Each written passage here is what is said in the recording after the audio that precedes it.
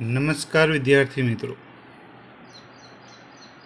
myself Dr. Rajendra Prajapati would like to introduce with your syllabus BSc Semester 3 Microbiology. So as you know that there are two papers of microbiology in the syllabus. So this syllabus has become effective from June 2012. You have two papers. The first paper is microbial physiology. It is known as MI 301. MI 301 and MI 302 is the second paper, soil and water microbiology.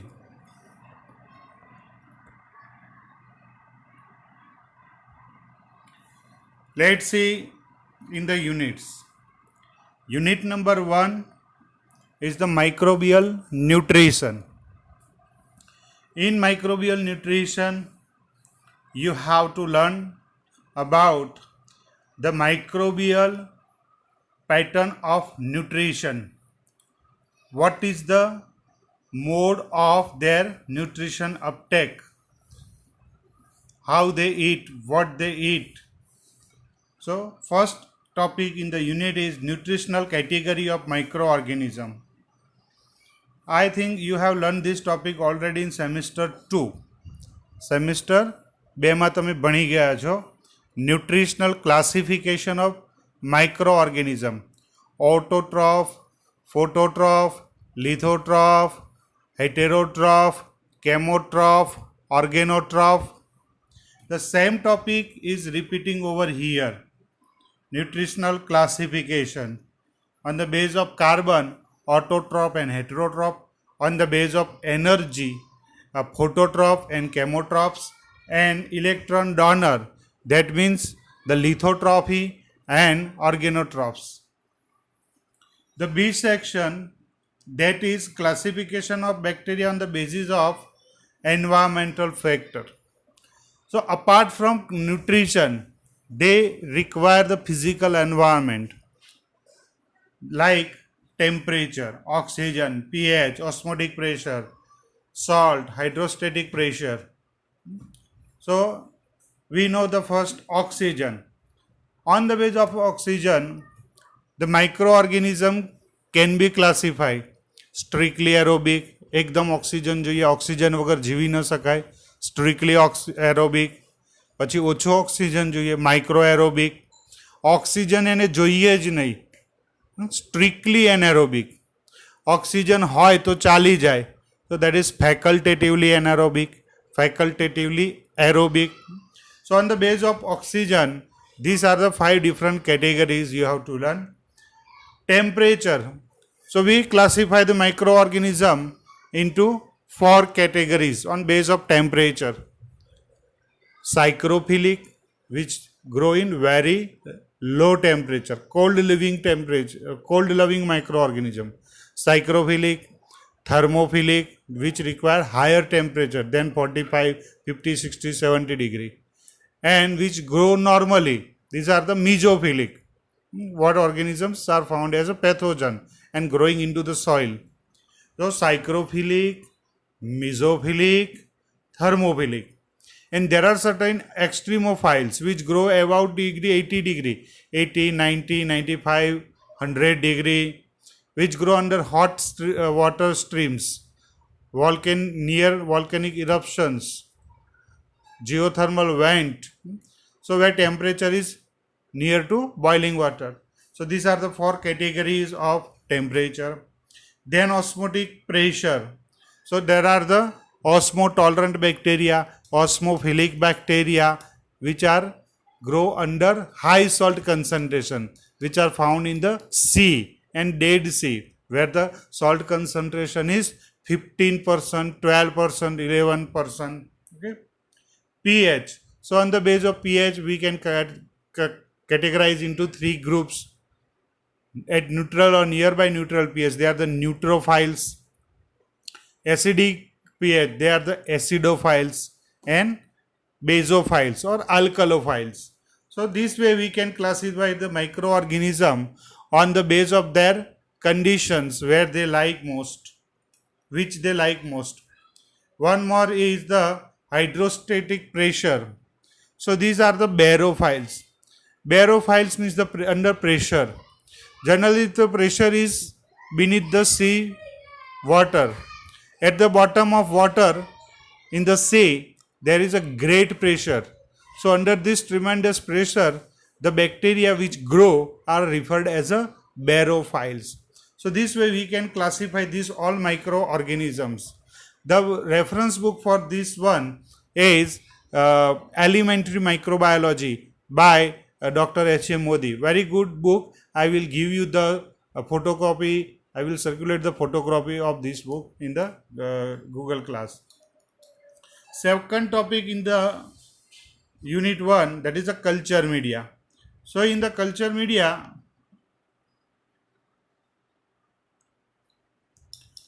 you already studied this practical introduction of media and preparation of media. Here is the same thing.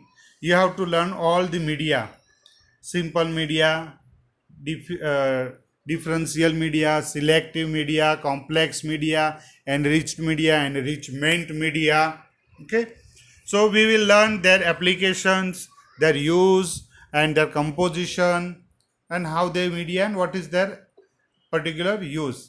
So principle of media formulation and media ingredients. In media ingredients you have to learn the peptone, yeast extract, meat extract, then agar-agar, gelatin, salts, dyes. So everything is very well given in the same reference book H.A. Modi. Third one, mode of nutrition uptake. So here this is the new topic for you. Mode of nutrition uptake you have learned in your 12th science.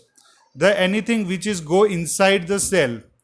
The cell have a cell membrane. કોઈ પણ સેલની અંદર કંઈ શું પ્રવેશ કરે અથવા અંદરથી બહાર આવે અથવા બહારથી અંદર જાય તો એને એક બેરિયર હોય છે.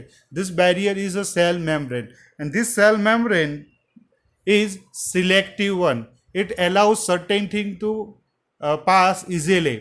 એ અંદર બહાર જવા દે, પાણી એમને સીધે સીધું અંદરથી બહાર જશે, બહારથી અંદર આવી જઈ શકે છે. There is no restriction.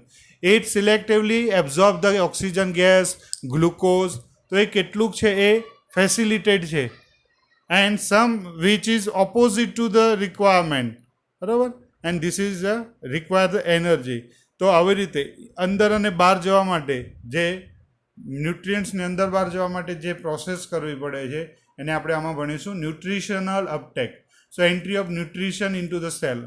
તો એમાં બે પ્રકાર મેઇનલી પડે છે, active and passive.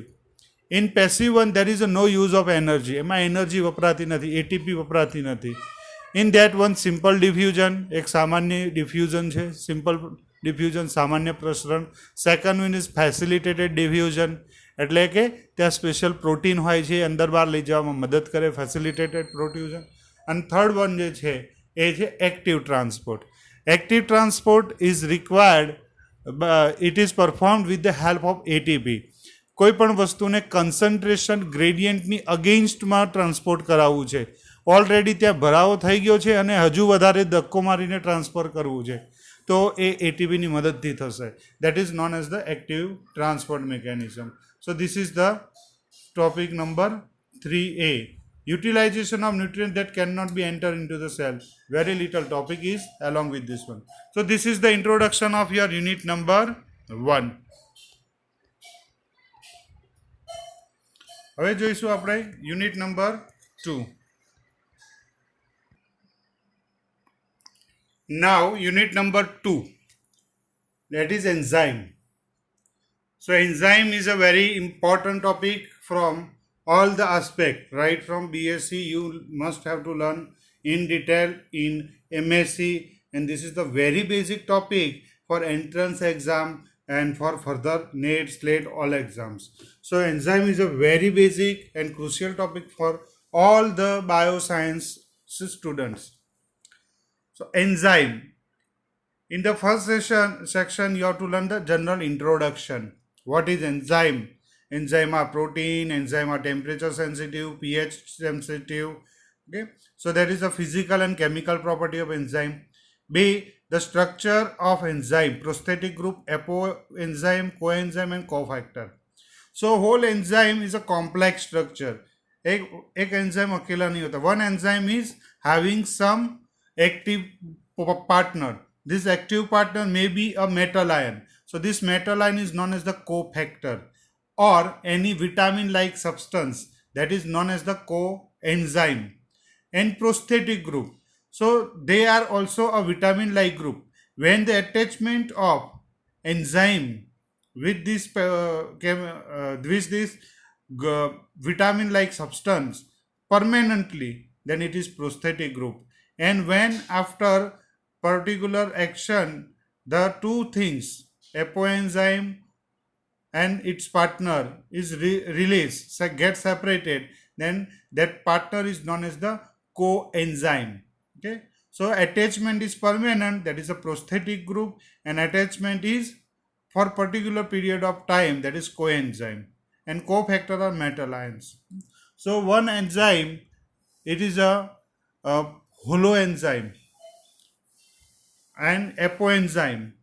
These two words are different. One is one with coenzyme partner and one is only enzyme without partner. Third word is the location of enzyme, extracellular and intracellular.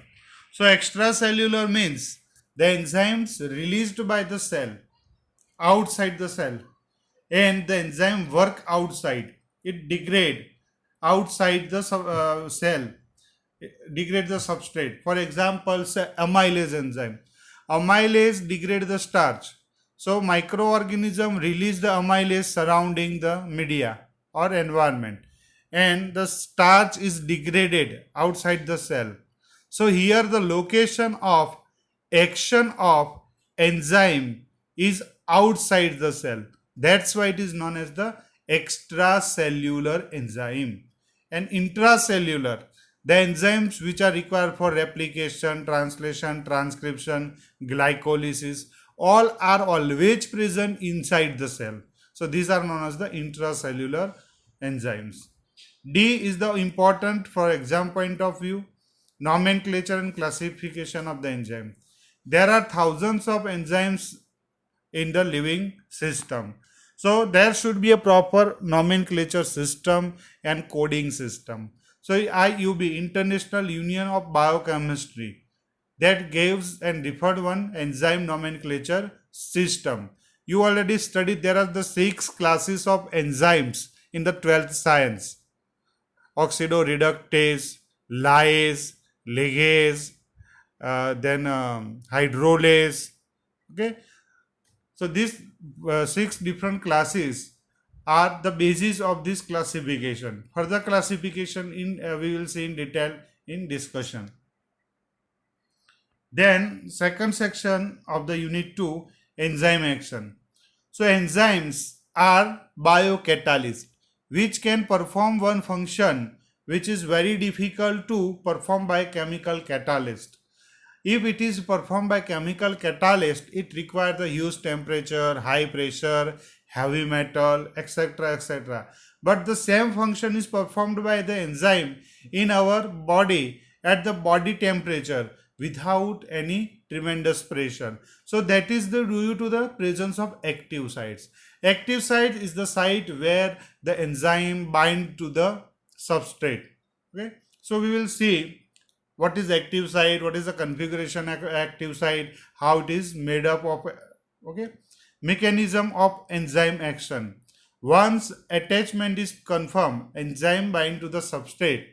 So how this enzyme cut the substrate or join the substrate, bind two molecules, remove one functional group, oxidation, reduction. So whatever the function of enzyme is performed by certain mechanisms. That mechanism we will understand. You also heard about the lock and key model, Fisher's lock and key model. So that we will see in this one. Third one, see factors affecting the enzyme activity. So enzymes are a biological active material. So this bioactive material, always affected by temperature, pH, because most of the enzymes are made up of protein, and all protein are sensitive to their environment, pH, temperature, salt concentration, concentration of substrate, concentration of the product, concentration of the enzyme. So all these factors we will see in this topic. And D, inhibition of enzyme activity. So any enzyme is no longer active when the environments become adverse. So these are known as the enzyme inhibition. This enzyme inhibition is presented in three fashions: competitive, non-competitive, and uncompetitive.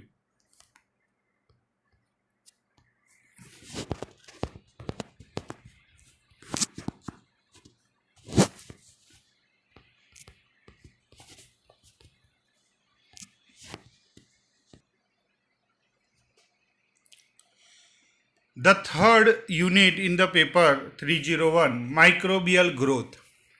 In the microbial growth, the first topic is method of reproduction in bacteria and new cell formation.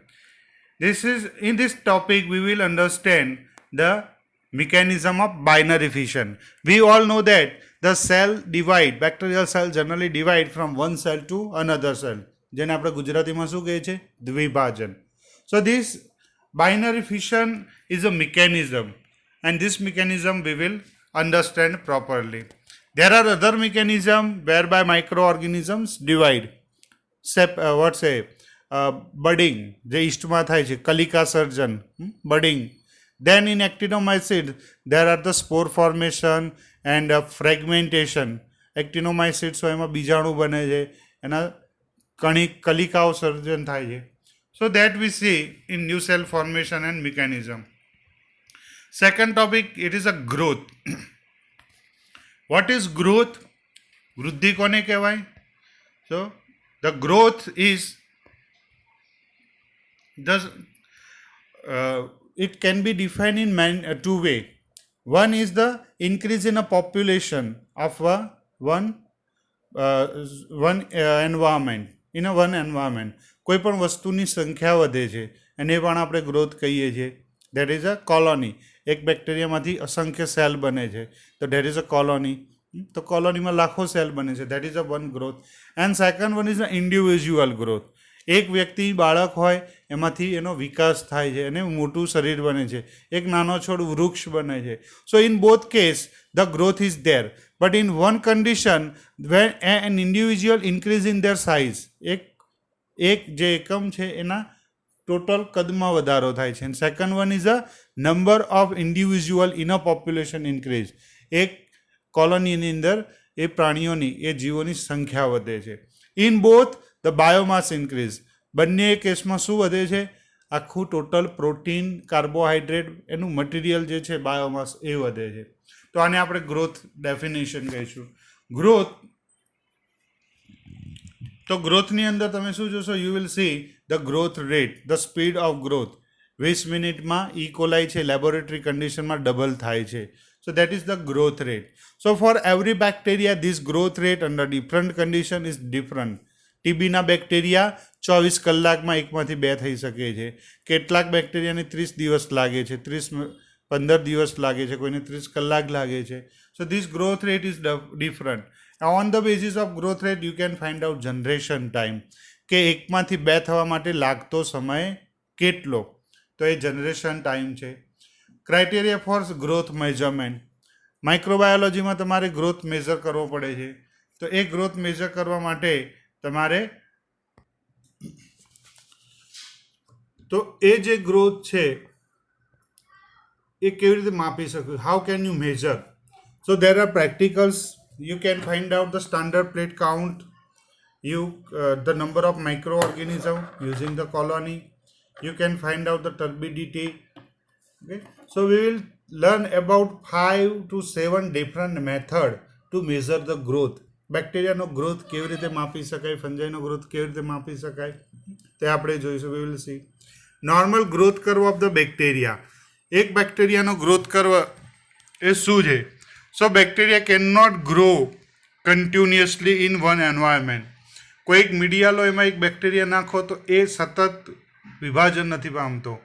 It can double up to certain extend. એ મીડિયામાં જ્યાં સુધી ખોરાક હશે ત્યાં સુધી એની વૃદ્ધિ થશે. Afterwards the growth is ceased. એનો ગ્રોથ છે સ્ટોપ થઈ જશે, સીઝ થઈ જશે, અને એ પણ અમુક સમય પછી પૂરું થયા પછી ડેથ ફેઝ આવશે. The micro organism start to die in a medium. અને એ મીડિયામાં ખોરાક પૂરો થઈ ગયા પછી અમુક સમય પછી micro organism. So there are 4 phases which is known as the growth curve.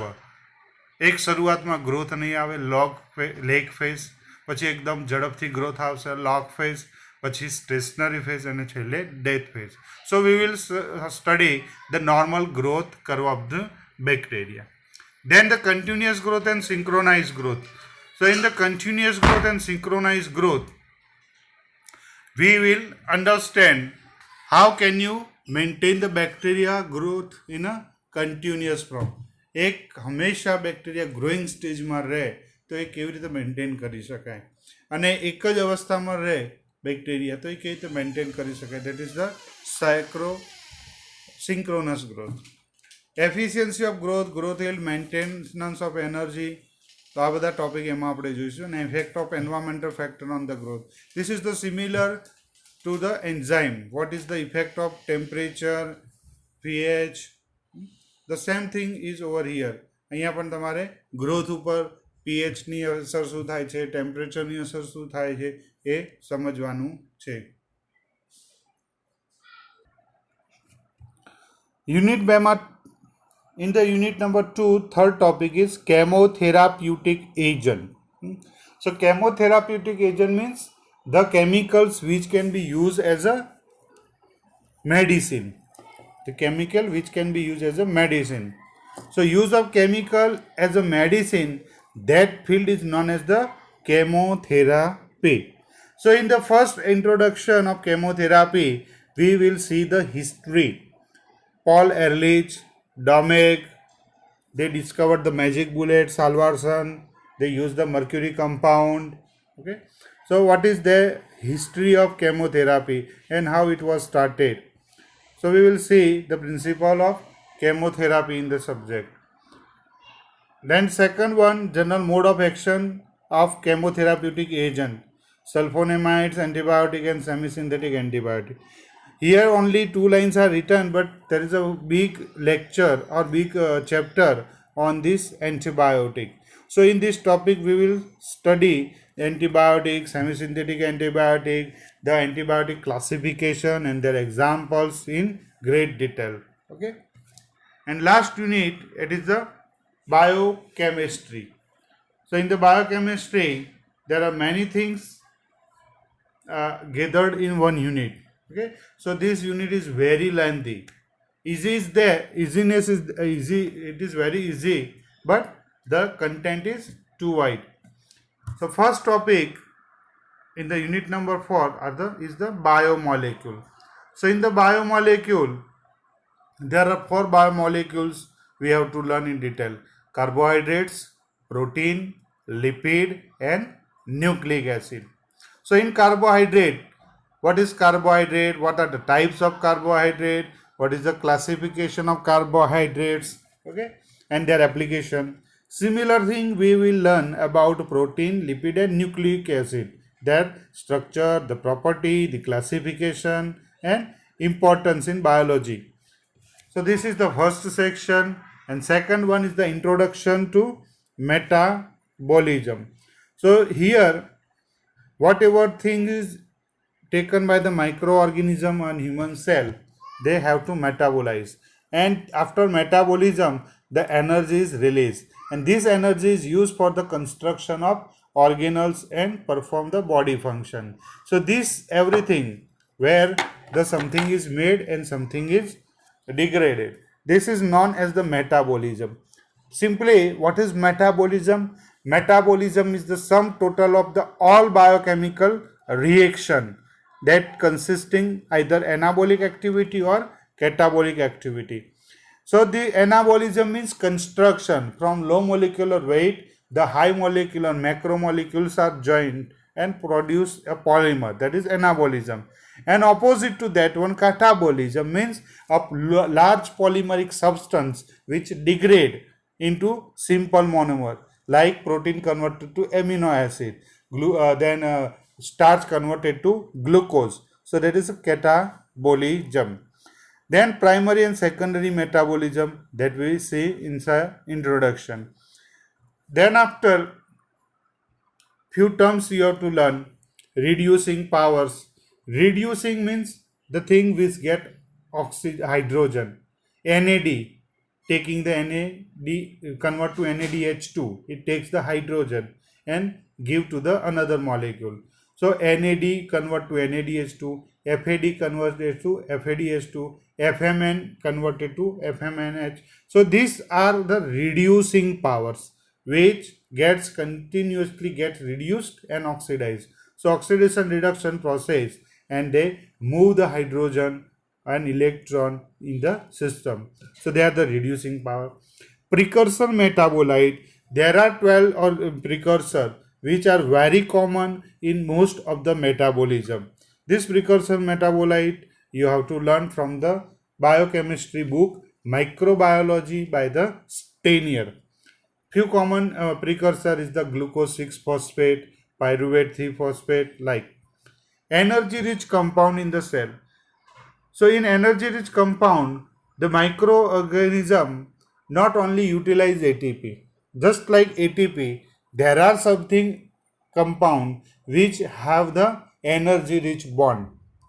ATP, apart from ATP, there is CTP, GTP, DTP, then AMP, ADP, polyphosphates, pyruvate, phosphoenol pyruvate, PEP.